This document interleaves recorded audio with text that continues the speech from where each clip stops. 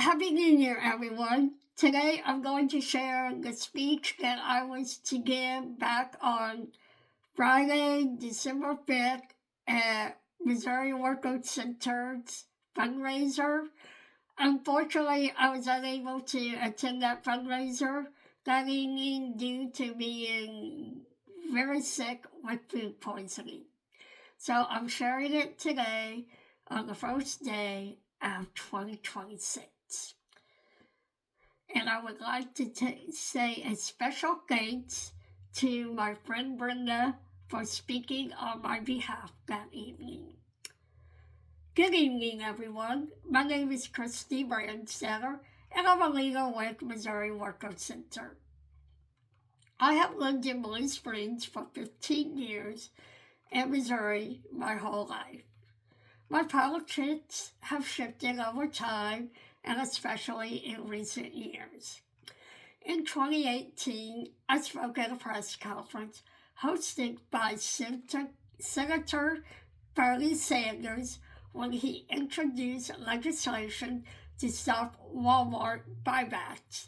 But it took me some time to get on board with organizing to hold corporations accountable to using their power responsibly.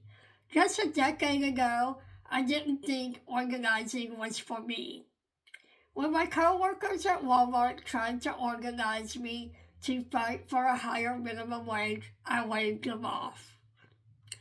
But I knew deep down that we did need more money. Walmart's starting wage was barely above the federal minimum wage. I remember my floor manager asking how I felt about working there. I said it's okay, but a higher wage would be nice. That was in 2013. I was making $8.10 an hour. I was living on the edge. I don't drive, so I don't have the expense of a car, but I still had to pay rent, electricity, water, internet, and phone bills. At Walmart, more than a third of my earnings went to rent. But do you think telling my manager that I'd like a higher wage changed anything? No. Fast forward several years, and Walmart raised the wage, all because of people coming together to organize, pressure them, and win. When I saw the power of collective action, I joined the movement for workers' rights.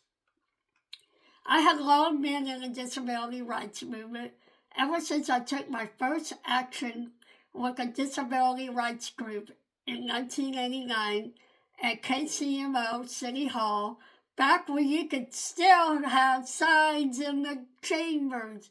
But over time, I've seen how all our struggles for justice are connected.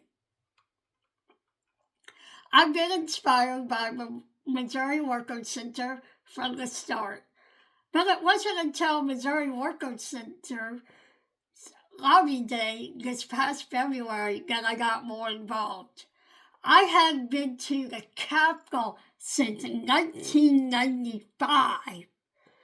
I remember thinking when I returned in February 2025, this is where I need to be in the fight for justice and our rights. Since then, I've been organizing my neighbors in Blue Springs so we can build the political power we need to fight authoritarianism and win a strong democracy for Missouri's working class and everyone else and everyone who calls this state home. My years are numbered. I'm here to help create a future I know I won't get to live. And we need people of all ages willing to commit to that. We need to come together to hold our electeds accountable to upholding the will of the people. Our politicians need to listen to us. just like it took my coworkers demanding change together for Walmart to give us a raise. It'll take everyone in my community coming together to demand the change we want to see in our state house. If we had politicians who actually represented us, I'd have a good paying job. I've recently given up on trying to find employment, especially given how hard it is for older women with disabilities to find work. I'm inching along until I can get my Social Security check later this year.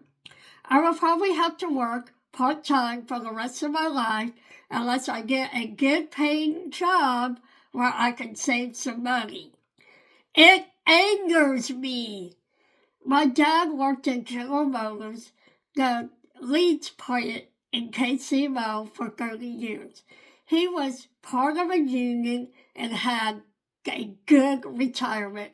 Between his pension and monthly Social Security of $2,000, he was able to retire at 53. We all deserve a dignified retirement, but the politicians who are supposed to let the welfare of the people be the supreme law are instead spending all their energy trying to hurt us by stealing away our freedoms. We need higher wages, paid sick leave, affordable health care, and savings to live well, not just barely making it.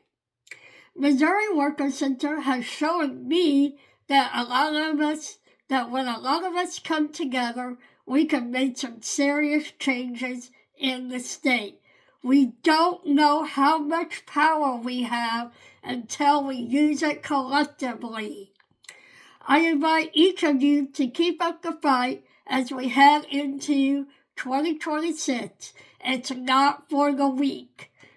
But if we stay the course and fight like hell, we can win a Missouri and an America that works for all of us. When we fight, we win. When we fight, we win. Thank you.